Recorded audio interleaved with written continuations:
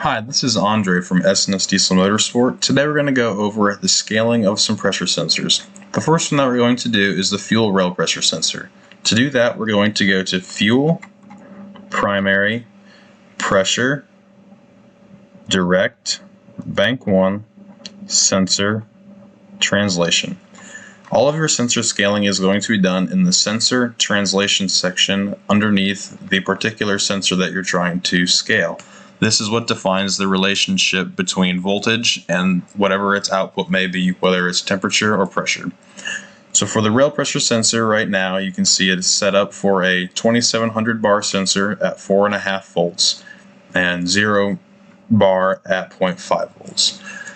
So if you wanted to change the voltage scaling, you're going to have to set up your axis. So if you right click and go to set up axis, that's one way, or you can just click on the axis up here or on the graph, click A, and that'll bring up the axis setup.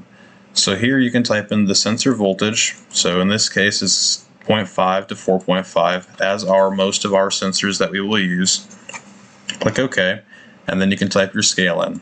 So let's just say that we're changing to a 200 bar or 2000 bar sensor. We can just type in 2000, press enter, and send that change to the ECU, and it should be saved in there now. If you want to change the units because you have a, maybe it's an MPa or you want PSI, you can do Control+N on that particular translation. You can change that to MPa, click OK, and now it's going to show that in 200 MPa. So we're going to go back to a 2700 bar sensor, or a 270 MPa sensor in this case now. That's one thing, you always want to watch your units to make sure that they are correct. And so now we can go to like a engine oil pressure sensor. So we go engine, oil, pressure, sensor, translation. And here you can see it's set up for a 0 to 300 PSI pressure sensor at 0.5 volts to 4.5 volts.